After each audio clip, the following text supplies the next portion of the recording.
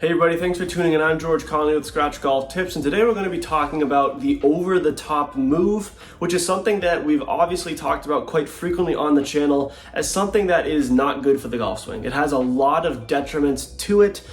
You may struggle with performance, but in this video, what we're going to talk about is, can you really play with an over-the-top golf swing, and can you shoot better scores and improve your game? So that's what we're going to talk about in this video. So for those who are unaware, the over-the-top move is something that manifests itself in the transition of the golf swing. So once you're at the top of your backswing, normally we'll see people shallow out the golf swing and then they will come from in to out. But when you come over the top through this transition, you're going to actually cast your arms out, and then you're going to come from out to in across the ball. Now this is undeniably one of the leading causes of a slice. Because you're coming across the ball so heavily, the ball is spending more time on the club face, and if you have an open club face through that process, you're just going to lose the ball very heavily left to right for a right-handed golfer. So in terms of slicing, if you have a slice, obviously the over-the-top move is not for you. It's going to be very beneficial to try and shallow out that swing. However, if you are slightly over the top and it's very controlled, there are absolutely some benefits to having that motion. Again, I am not saying you should be swinging over the top. That's not something to promote in your golf swing.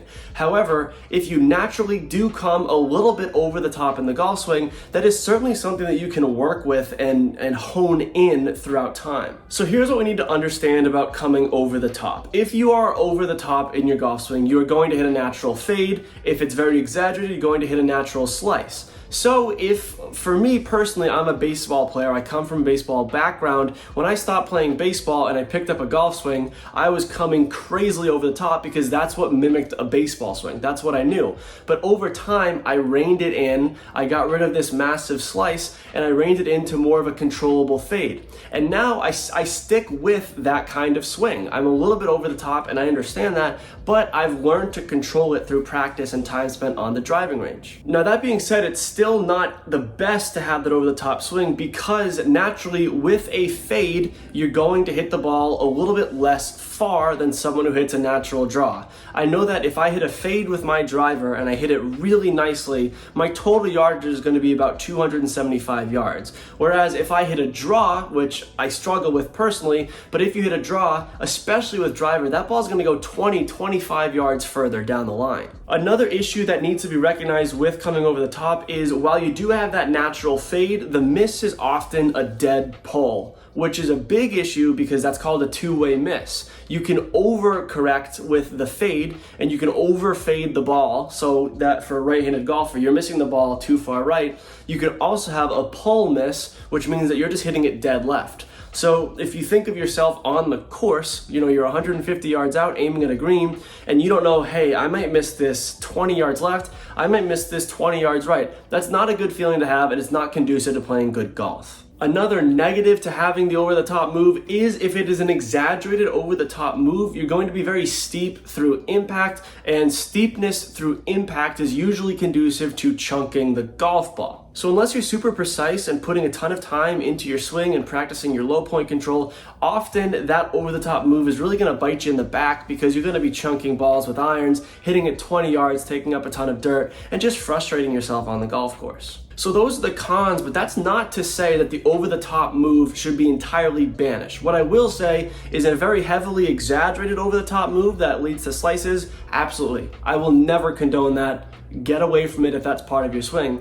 But coming slightly over the top, if you understand that you may develop a two-way miss, you're not gonna hit the ball as far, but some people really like it because it's natural. They like the fade, they like how that aligns with their eye, and they can control it. And if you're a big, strong golfer, you don't really need the extra yardage from hitting a draw. So if you find yourself with that fade and you're comfortable with it, just be sure that you're not getting too far over the top, but you can absolutely play with it.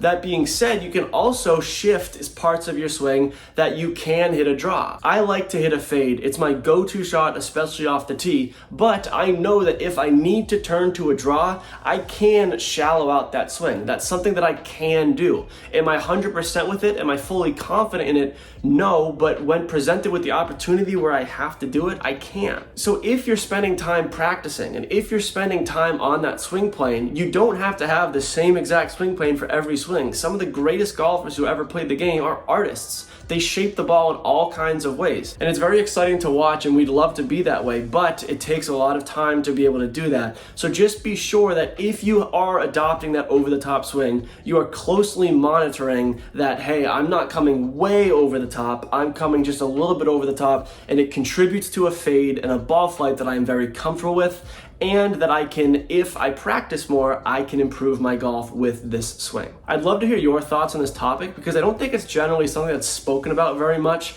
You know, we always think we need to teach the perfect golf swing, but unless you're putting a ton of hours into your golf swing, just working with what you have and making some fine tweaks, that can really make you a better golfer and make the whole process much more enjoyable, which is what this is all about. If you enjoyed this video, please leave a like rating. It helps YouTube show this type of content to more people who will also find it helpful. It also helps me see what type of content everyone is enjoying so that we can tailor future uploads to what you guys want to see. If you want to see more content like this, feel free to subscribe to the Scratch Golf Tips YouTube channel. As always, we thank you very much for watching. Play well and take care.